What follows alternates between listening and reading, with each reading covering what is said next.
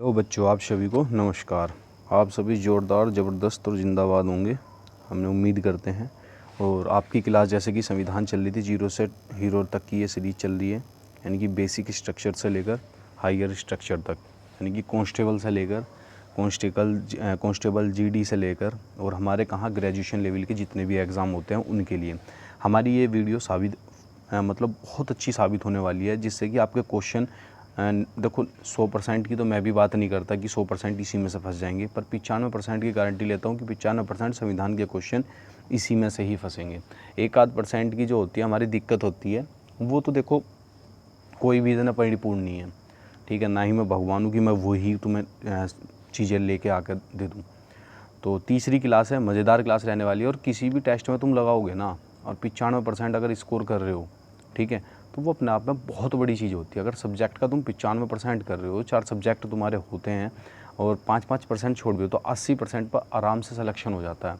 और 80% पे सिलेक्शन ही नहीं, रैंक तक आती है, ठीक है।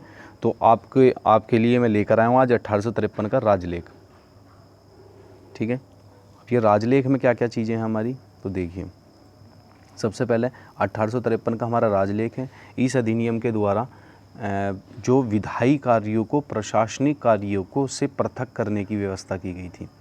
यानी कि जो विधायी कार्य थे, क्या थे, विधायी कार्य थे, उनको प्रशासनिक कार्यों से पृथक करने की व्यवस्था की गई थी। विधि निर्माण हेतु भारत के लिए एक अलग अलग सदस्य विधान परिषद में, यानी कि ऑल इंडिया काउंसिल में की स्थापना की गई थी। ऑल इंडिया काउंसिल की क्या की गई थी, स्थापना की गई थी, ठीक है। ये दे भी रखा है, तो उम्मीद करता हूँ इतनी चीज़ समझ में आई होगी। यानी कि जो हमारे विधायी कार्य थे और जो प्रशासनिक कार्य थे, इनको पृथक कर दिया गया था, यानी कि इनको अलग अलग कर दिया गया था। यानी कि विधायी कार्य क्या होते हैं और प्रशासनिक कार्य होते हैं। प्रशासनिक कार्य ये होते हैं जो हमारे आईएएस आईपीएस ये लोग करते हैं, ये प्रशासनिक कार्य होते हैं जो प्रशासन को चलाते हैं, ठीक है। और विधायी कार्य जो होते हैं जो कानून बनाते हैं। तो इनको क्या कर दिया गया, इन दोनों को अलग अलग कर दिया गया। भारत के लिए एक अलग अलग सदस्यीय परिषद, विधान परिषद बैठाई गई, जिसको ऑल इंडिया लेजिस्लेटिव काउंसिल की स्थापना की गई, ठीक है। तो 1853 में बस एक ही चीज़ याद रखना कि इनको विधायी कार्य को और प्रशासनिक कार्यों को अलग अलग कर दिया गया था, ठीक है। आई बात समझ में? आइए नेक्स्ट पेज पे मिलते हैं, ठीक है। इससे नीचे चलते हैं। विधायी सदस्य को गवर्नर जनरल की परिषद का पूर्ण सदस्य बना दिया गया था। यानी कि जो विधायी जनरल था, जो हमारा विधायी सदस्य जनरल था, ठीक है, किसका, विधायी सदस्य को गवर्नर जनरल की परिषद का पूर्ण सदस्य बना दिया गया था। किसकी, परिषद का, किसकी, गवर्नर जनरल की। विधायी सदस्य को गवर्नर जनरल की पूर्ण सदस्य बना दिया गया था। और उसके पश्चात कंपनी के जो कर्मचारियों की नियुक्ति के लिए नामजदगी के स्थान पर प्रतियोगिता परीक्षाओं को आधार बनाया गया था। यानी कि अब क्या कहता है, 1853 के राजलेख के द्वारा ही एक प्रतियोगिता परीक्षा का प्रयोग किया जाने लगा, ठीक है। और ये स्टार्टिंग इसकी पूछे प्रतियोगिता परीक्षाओं की जो स्टार्टिंग हुई थी कब से हुई थी, 1853 के राजलेख के द्वारा ही ये हमारी स्टार्टिंग हुई थी। आई बात समझ में कि नहीं? उसके बाद मोस्ट इम्पोर्टेंट था ये सारी चीज़ें। तो हमारे जो भारत सरकार अधिनियम 1858 में, भारत सरकार अधिनियम 1858, अब देखो जो भारत सरकार अधिनियम 1858 था इसकी एक छोटी सी कहानी बताता हूँ। आपने 1857 की क्रांति तो सुनी होगी, ठीक है। 1857 की जो क्रांति थी वो किस तरीके से थी, इसके बारे में मैं आपको अभी बताता हूँ, ठीक है। सॉरी, मैंने रोक दिया था, वीडियो बीच में रोक दी थी। कोई बात नहीं, आपको तो खैर कंटिन्यू ही मिलेगी। तो वीडियो रोकने का कारण ये था कि मैं सुबह सुबह के समय पढ़ा रहा हूँ और इस समय ही मंदिर और मस्जिदों में अलार्म बजते हैं, मतलब अलार्म भी बोलता हूँ मैं तो उनको, बचपन से एक तरीके का अलार्म, ये जनता को उठाने का कार्य करते हैं, ठीक है, सुबह सुबह।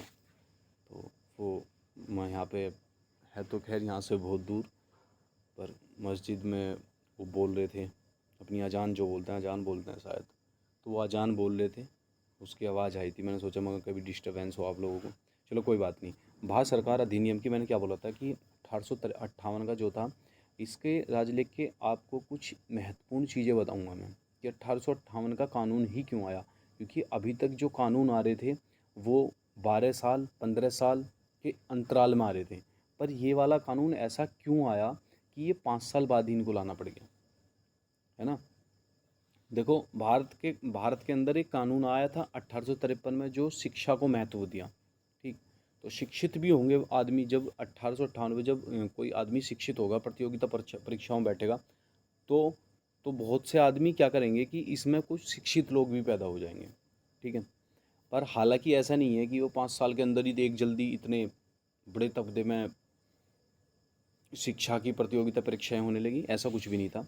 तो 1857 की क्रांति का जो मेन कारण था वो था, वैसे तो बोलते हैं रोटी कपड़ा मकान के लिए बोलते हैं, पर असली जो मेन कारण था 1857 की क्रांति कारण वो था कि इन्फेंट राइफल का था, कि उसके अंदर जो कारतूस होता था, कारतूस जो डलता था, वो कारतूस गाय की चर्बी का और सूअर की चर्बी का बना हुआ होता था।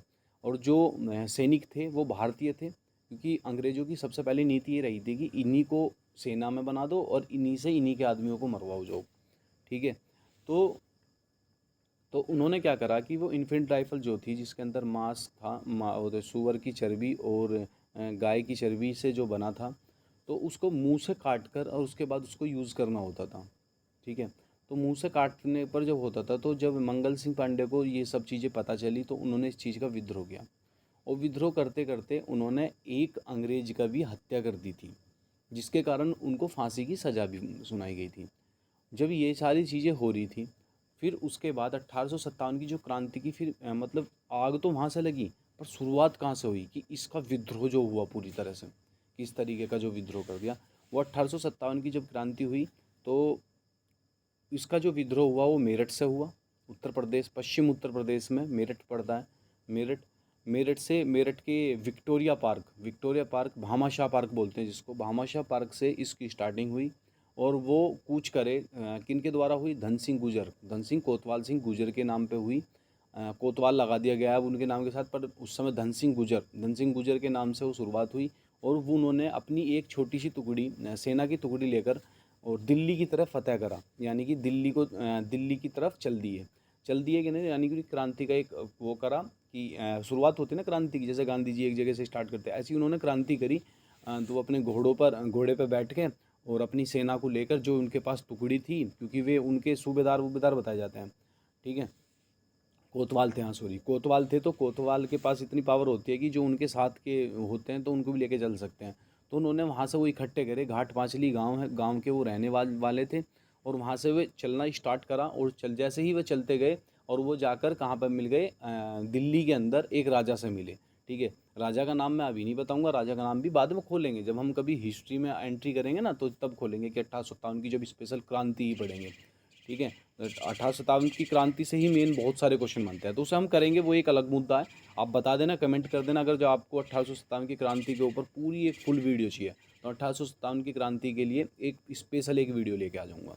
आई बस में। फिर उसके बाद चलो भारत शासन अधिनियम, फिर 1858 आया कि जगह जगह क्या होने लगे, दमन होने लगे, यानी कि दमन अंग्रेज ही करते थे खैर, पर जगह जगह करने लगे, जैसे कि झांसी से हमारी रानी लक्ष्मीबाई ने करा, और राजकुमार राव ने कहाँ से करा, बिहार से करा, कुछ ने लखनऊ से करा, ठीक है, इधर बरेली साइड से भी हुआ, ठीक है। तो जगह जगह से हुए इन्होंने एक साथ। जो 1857 की क्रांति थी, जगह जगह से विद्रोह होने लगे, तो जो रानी का जो ताज था वो थोड़ा सा डगमगाने लगा। उन्होंने कही यार ये तो बात नहीं चलने की, जब ये बातें नहीं चलने की तो इनके लिए कुछ नए प्रावधान किए जाएं, जिससे कि ये हमारे गुलाम ही बने रहें, ठीक है।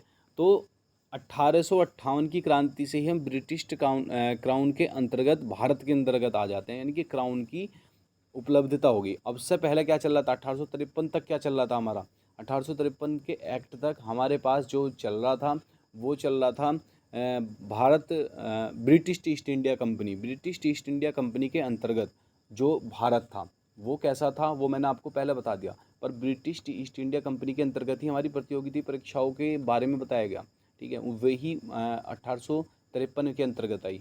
परंतु 1857 की क्रांति के बाद हमें वो चीज़ बदलनी पड़ी और ब्रिटिश क्राउन के अंतर्गत हम लोग आ गए। उसके बाद 1853 का राजलेख तैयार हुआ। राजलेख जो था ये नहीं, राजलेख जो था प्रतियोगिता परीक्षाओं के लिए था, पर भारत सरकार अधिनियम 1858 आया, वो कब आया, इस कानून के अंतर्गत भारत का शासन कंपनी के हाथों से ले लिया गया और उसको ब्रिटिश ताज के अंतर्गत कर दिया गया, ठीक है। अब किसके अंतर्गत आ गए हम, ब्रिटिश ताज के अंतर्गत आ जाएंगे। इस कानून के द्वारा भारत का शासन कंपनी के हाथों से ले लिया गया, किसके हाथों से, कंपनी के हाथों से ले लिया गया और उसको ब्रिटिश ताज के अंतर्गत अधीन कर दिया गया। ठीक है, तो किसके अंतर्गत कर दिया गया, ब्रिटिश ताज के अंतर्गत अधीन कर दिया गया। आई बात समझ में आप सभी को। निर्देशन मंडल बनाया गया, नियंत्रक मंडल बोर्ड काउंसिल को समाप्त कर दिया गया। और ये बताता है कि अगर जो 1857 की क्रांति का मुख्य कारण क्या था जो वो विफलता का कारण बना। ठीक है, उसकी विफलता का कारण क्या था 1857 क्रांति, तो विफलता का कारण यही था कि वो जगह जगह दमन करने लगे। ठीक है, उन्होंने एक साथ इकट्ठा करके नहीं करा। जैसे कि अभी तुम्हें एक उदाहरण दे दूँ अच्छा सा, तुम भी हंसोगे। जैसे कि हम क्या करते हैं, हम 10 जगह से पढ़ते हैं। ठीक है, आज यहाँ से पढ़ लिया, कल वहाँ से पढ़ लिया, कल वहाँ से पढ़ लिया, कल वहाँ से पढ़ लिया, तो ये जगह जगह से चीज़ें इकट्ठी होंगी तो सफलता नहीं मिलेगी। ये हमने हमारे इतिहास ने भी हमको समझाई हैं, जो घटनाएं हुई हैं उन्होंने भी समझाई हैं कि हमें एक ही जगह से पढ़ना चाहिए और अपने एक ही नोट्स पर विश्वास करना चाहिए। ठीक है, अब जैसे कि मैं आपको ये पढ़ा रहा हूँ तो आप इस पर विश्वास करो, 100% का विश्वास करो। और विश्वास करने के बाद आपको खुद को भी पता चलेगा कि यार सीधे क्वेश्चन यहीं से फंस रहे हैं।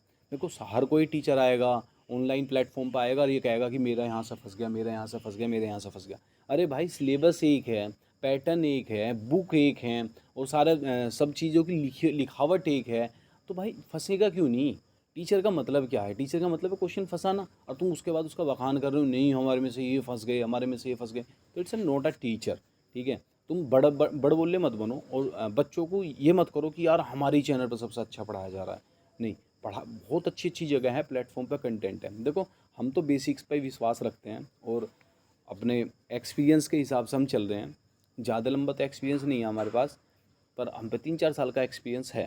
ठीक है, हमें भी तैयारी करते हुए समय हो गया थोड़ा सा, तो हम भी इन चीज़ों को समझ पाए हैं अब कि यार किस तरीके से बच्चों को बरगलाया जाता है। तो हम भी एक प्लेटफॉर्म ऐसा तैयार करना चाहते हैं कि यार नहीं, बरगलाया ना जाए, बच्चे की जहाँ मर्जी हो वो वहाँ पढ़े, पर उसे पढ़ाया ऐसा जाए जैसे कि हमारे स्टार्टिंग में पढ़ाया जाता था। ठीक है, उसी तरीके से, यानी कि जो विफलता का कारण बना वो इस तरीके से बनना चाहिए कि बच्चा वो विफल ही ना हो। अभी जो विफलता का कारण है ना वो बिल्कुल ही बहुत ही भद्दा हो चुका है। आएंगे मैराथन लगाएंगे और मैराथन के साथ साथ ये कर देंगे, वो कर देंगे, फलाना कर देंगे। अरे यार, तुम पूरे साल क्या पढ़ाया तुमने जो 15 दिन में पढ़ा दोगे। ठीक है, तो इन चीज़ों का ध्यान रखा जाए और आप भी थोड़ा सा समझदार बनो और इन चीज़ों को समझो। आपके मेरे नोट्स में कुछ कमी आ रही हो तो आप मुझे बताइए कि हम उस चीज़ में सुधार करेंगे। ठीक है, परंतु पढ़ने का तरीका यही है कि पुराना रिवीजन करते रहो और नया कंटेंट लेते रहो, और इसे हैंड रिटिन नोट्स को हाथ से ही लिखो अपने। जिसको पीडीएफ निकलवानी हो निकलवा सकता है, पर मेरा मानना यह है कि जो बच्चा पीडीएफ को खुद से बनाएगा वो ज़्यादा अच्छा कर पाएगा। ठीक है, चलो ज़्यादा बात हो जाएंगी, नहीं तो बहुत सारा करना है अभी तो। निर्देशन मंडल, कोर्ट ऑफ डायरेक्टर्स और नियंत्रक मंडल बोर्ड्स को समाप्त कर दिया गया। यानी कि जो कोर्ट ऑफ डायरेक्टर्स बनाए गए थे, नियंत्रण मंडल बनाया गया था, उनको सभी को क्या कर दिया गया, समाप्त कर दिया गया। मोस्ट इंपॉर्टेंट पार्ट है ये ग्रेजुएशन लेवल के एग्ज़ाम के बच्चों के लिए। स्टेट मतलब ये कांस्टेबल वालों को नहीं आएगा ये वाला पॉइंट। ठीक है, चलो आगे की तरफ बढ़ते हैं। चलो, तो ये वाला क्या था, हमारा एक पेज हुआ गया। उसके बाद क्या करना, परीक्षा की दृष्टि डाल देते हैं। परीक्षा की दृष्टि से बहुत अच्छे क्वेश्चन है। भारत में कंपनी शासन का अंत है किस अधिनियम द्वारा किया गया। जब भारत शासन का अंत जो था वो किस अधिनियम द्वारा किया गया, अभी तो बताया था 1858 के द्वारा। और जो कंपनी थी वो कब तक थी, कब तक राज गई थी, 1853 तक। 1853 ही नहीं बोलेंगे उसे, 1857 की क्रांति तक बोलेंगे। ठीक है, 1857 की क्रांति तक, फिर उसके बाद वो चीज़ बदली गई। ठीक है, भारत मामलों पर किस अधिनियम द्वारा ब्रिटिश संसदीय नियंत्रक स्थापित हो गया। जो ब्रिटिश जो संसदीय स्थापित हुआ वो 1858 में हुआ। ठीक है, ये आप सभी को पता है। देखो कितने अच्छे अच्छे क्वेश्चन बन रहे हैं, इसी तरीके के क्वेश्चन आते हैं। अब बताओ क्वेश्चन कहाँ से छूटेगा, किस अधिनियम द्वारा भारत के गवर्नर जनरल का नाम बदलकर वायसराय कर दिया गया। हाँ, इस समय भारत के गवर्नर जनरल का नाम बदलकर वायसराय कर दिया गया था 1858 के अंतर्गत। यानी कि ये सारी चीज़ें जो हैं 1858 के अंतर्गत ही हुई। ठीक है,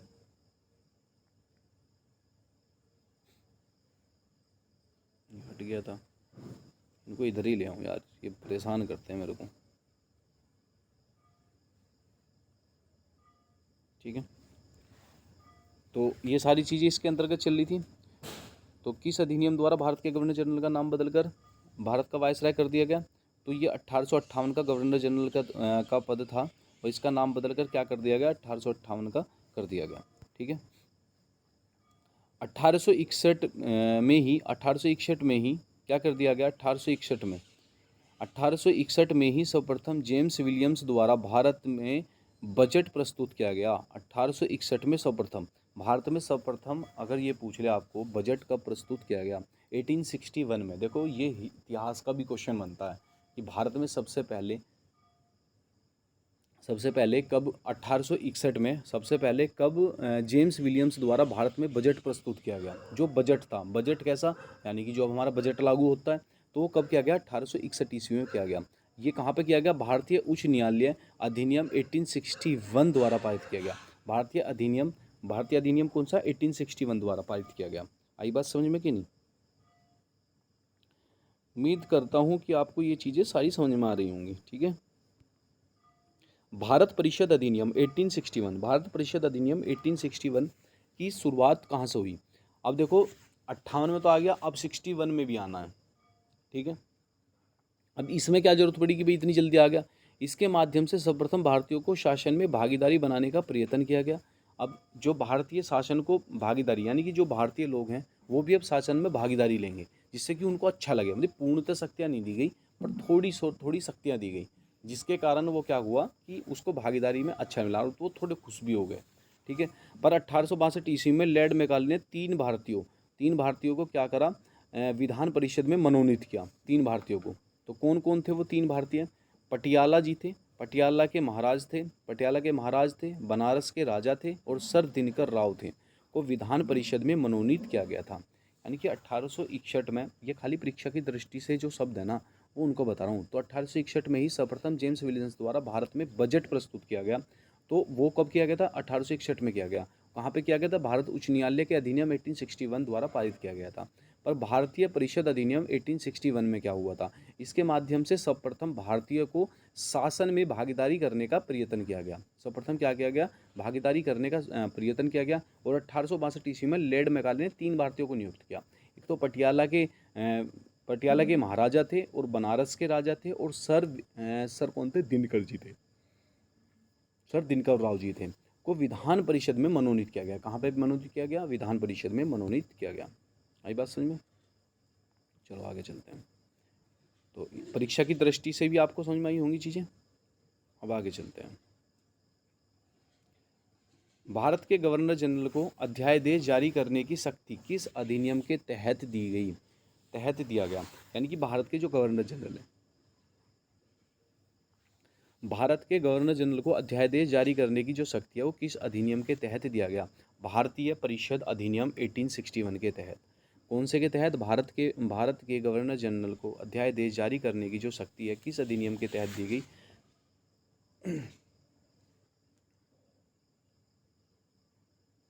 अध्यादेश जारी करने की जो शक्ति प्रदान की गई 1861 में की गई। यानी कि जो अभी हमने भारतीय परिषद अधिनियम 1861 करा, उस पर एक नज़र डाल लेते हैं, मोटी मोटी नज़र। ठीक है, मोटी मोटी नज़र है। भारत में विभागीय प्रणाली की शुरुआत किसके द्वारा की गई थी? लॉर्ड कैनिंग के द्वारा। ये भी एक बहुत अच्छा क्वेश्चन है। लॉर्ड कैनिंग के द्वारा क्या की गई? भारत में विभागीय प्रणाली स्टार्ट की गई। भारत में मंत्रिमंडलीय व्यवस्था के जन्मदाता कौन थे? वायसराय लॉर्ड कैनिंग थे। भारत में जो मंत्रिमंडलीय के व्यवस्था के जो जन्मदाता थे वो कौन थे? वायसराय लॉर्ड कैनिंग थे। ठीक है, आई बात समझ में कि नहीं? और किस अधिनियम के तहत वार्षिक बजट पर बहस करने का अधिकार भारतीय सदस्यों को मिला? वो 1892 में। बस देखो सदस्य कब बना दिए गए थे, सबसे मेन बात है भारतीयों के साथ कितना बड़ा छल करते थे लोग। सदस्य तो बना दिए थे इन्होंने 1861 में, 1861 के अधिनियम के द्वारा, पर बोलने का अधिकार और उस पर बहस का अधिकार भारतीय सदस्यों को कब मिला? बस खाली बहस कर सकते हैं, उसमें भी इन्हें वोट डालने की अधिकार नहीं थी। वो कब था? 1892 की बात है। यानी कि अब तुम देख लो कितने समय की बात, 61 के बाद 92। 31 साल बाद भी हमें उस चीज़ का हक नहीं मिला। यानी कि आर्टिफिशियली तो हम बना के बैठा दिए, यानी कि ऐसे लाफिंग बुद्धा बना के बैठा दिए कि नहीं बस बैठे रहेंगे, ठीक है, और कुछ बोलेंगे नहीं। तो 1892 में बोलने का मौका दिया गया, पर वोट डालने का अधिकार इन्हें जब भी नहीं था, ठीक है। पहली बार मुस्लिम समुदाय के लिए पृथक प्रतिनिधि का उपबंध किया गया।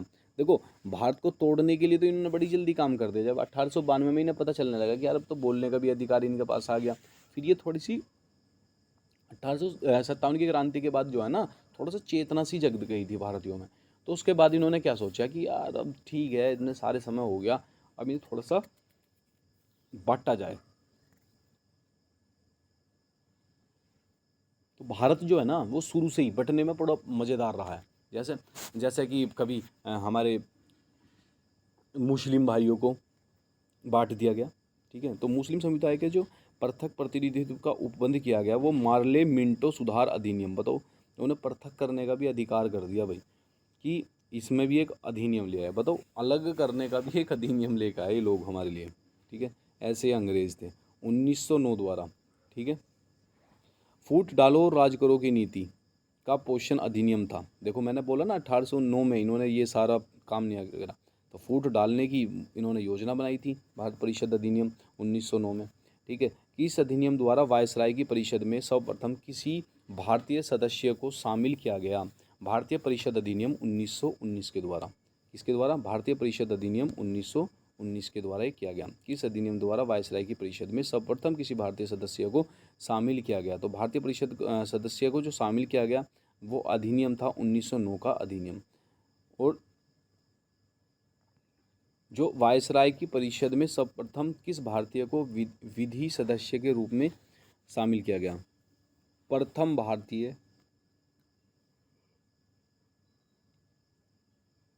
भारतीय जिनको विधि सदस्य के रूप में शामिल किया गया वो कौन थे? सत्येंद्र प्रसाद सिन्हा। कौन थे? सत्येंद्र प्रसाद सिन्हा जी थे। कौन थे? सत्येंद्र प्रसाद सिन्हा। आई बात समझ में? चलो तो आगे चलते हैं।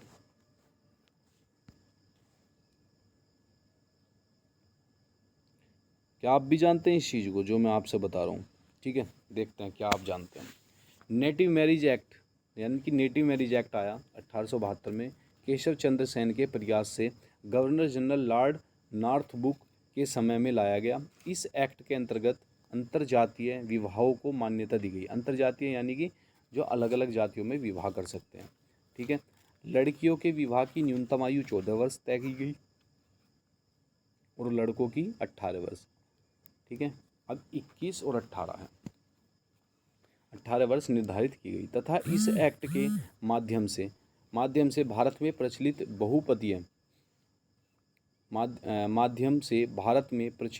बहुपत्नी प्रथा को प्रतिबंधित किया गया है। बहुपत्नी मतलब बहुत सारी पत्नी रख लेते थे ना, कि इसके पहले राजा रखते थे कि इसकी 20 रानियां हैं, 30 रानियां हैं, तो ऐसा आदमी भी रखते थे भाई जिसका मालिक ऐसा हो तो नौकर कैसे होंगे, ठीक है, उसकी प्रजा कैसी होगी, तो वो भी ऐसे ही रखते होंगे। तो इन्होंने पत्नी प्रथा को बंद कर दिया गया। बहुत अच्छा काम करा था। खैर, ये तो कुछ काम मुझे अंग्रेजों के अच्छे भी लगते हैं, ठीक है। 1872 में जो केशव चंद्र सेन के प्रयास से गवर्नर जनरल लॉर्ड नॉर्थब्रुक के समय में लाया गया, इस एक्ट के अंतर्गत अंतरजातीय विवाह को मान्यता दी गई। लड़कियों के विवाह की न्यूनतम आयु 14 वर्ष तथा लड़कों की 18 वर्ष निर्धारित की गई तथा इस एक्ट के माध्यम से भारत में प्रचलित बहुपत्नी प्रथा को भी समाप्त किया गया। एक बहुपत्नी प्रथा को भी समाप्त कर दिया गया।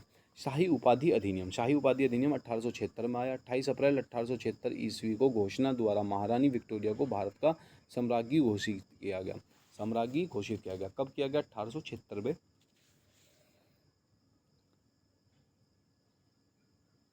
1876 में क्या किया गया? शाही अधिनियम लाया गया जो 1876 में आया। शाही अधिनियम क्या था? महारानी जो विक्टोरिया थी उनको सम्राज्ञी घोषित किया गया, यानी कि सम्राज्ञी मतलब राजा घोषित कर दिया गया, ठीक है। भारतीय परिषद अधिनियम 1892। भारत परिषद अधिनियम जो 1892 है वो क्या है? 1885 में कांग्रेस की स्थापना हुई। सबसे मोस्ट इम्पोर्टेंट पॉइंट है ये। 1885 में किसकी स्थापना हुई? कांग्रेस की स्थापना हुई। इसके पश्चात भारतीयों को प्रशासन तथा विधि निर्माण में और अधिक प्रतिनिधित्व देने की मांग ने काफ़ी जोर पकड़ लिया। यानी कि जब 1885 में, अब से पहले क्या नहीं थी, कोई एक गठित पार्टी नहीं थी। जब 1857 की क्रांति हुई तो उसके बाद से थोड़ा सा लोगों ने दिमाग से काम करा और एक पार्टी का गठन किया गया जिसका नाम था कांग्रेस। कांग्रेस का प्रथम जो अधिवेशन हुआ था, कांग्रेस की जो स्थापना हुई थी 1885 में हुई थी। 1885 में ही इन्होंने बना दिया गया था और सारे इकट्ठे होकर काम करने लगे थे। पश्चात भारतीयों ने तथा विधि निर्माण में और विधिक प्रतिनिधित्व देने की मांग की ने काफ़ी जोर पकड़ा। यानी कि विधि निर्माण में क्या पता, इनकी मांग को पकड़ने में काफ़ी जोर पकड़ा। और उसके पश्चात क्या करा कि निर्वाचन जो पद्धति है, निर्वाचन पद्धति का आरंभ किया जाना इस अधिनियम की एक प्रमुख विशेषता है। निर्वाचन पद्धति का जो आरंभ किया जाना है वो इस अधिनियम की एक प्रमुख विशेषता है। परिषद के अधिकार में वृद्धि की गई भारतीय सदस्यों को बजट पर बहस करने और 6 दिन की पूर्व नोटिस पर कार्यपालिका से प्रश्न पूछने का था। ठीक है, तो हमारा आज क्या चला, 1892 का एक्ट देखा हमने। 1892 के एक्ट के साथ साथ हमने कुछ परीक्षा दृष्टि पर नज़र डाली। परीक्षा दृष्टि की नज़र के साथ साथ हमने क्या करा, 1861 का अधिनियम पढ़ा। 1800 अधिनियम से हो गया 1853 पढ़ा। यानी कि आज हमने 3 अधिनियम पढ़ लिए, 1853, 1861 और 1861 भी हो गया। थोड़ी बहुत हमने 1909 के बारे में भी थोड़ा बहुत जिक्र कर लिया और 1892 भी हमने आज पढ़ लिया। 1892 के साथ साथ 1909 भी पढ़ा। 1909 इतना विस्तार पूर्वक नहीं पढ़ा, पर इतना तो पढ़ ही लिया कि हाँ थोड़ा समझ में आ जाए, तो कल भी और कराया जाएगा। और उसके बाद 1935 ईस्वी में ये क्या करेंगे, ये हम बाद में पढ़ेंगे। तो 1909 का जो भारतीय परिषद अधिनियम है ये कब पढ़ेंगे, ये पढ़ेंगे हम कल से। ठीक है, तो कल हमारा टॉपिक चलेगा ये, और ज़्यादा नहीं है। टोटल हम कौन से पेज पर पहुंच गए, चलो बाद में देखते हैं कौन से पेज पर पहुंच गए। पर हमारा जो ये कार्य है ये आप लिखते रहना, और मैं एक साथ वीडियो जैसे ही हमारा चैप्टर ख़त्म हो जाएगा तो PDF सेंड करा दूंगा टेलीग्राम ग्रुप पे। तो सब टेलीग्राम ग्रुप पे जुड़े रहना। ठीक है, टेलीग्राम का लिंक सर वीडियो के डिस्क्रिप्शन में डाल देंगे, तो डिस्क्रिप्शन में जाना और टेलीग्राम से जुड़ जाना। ठीक है, जब भी मतलब PDF डालूंगा मैं, तो PDF के लिए मैं आपको इन्फॉर्म करूँगा, वीडियो बना के डालूंगा उस चीज़ के लिए। ठीक है, तो उम्मीद करता हूँ आपको सारी चीज़ें समझ में आई होंगी। आप इसी तरीके हंसते रहिए, मुस्कुराते रहिए और देखते रहिए आपका अपना प्रिय चैनल। ठीक है, संविधान 02 हीरो को हम इसी तरीके से उधेड़ गिरेंगे। सभी को मेरा राम राम।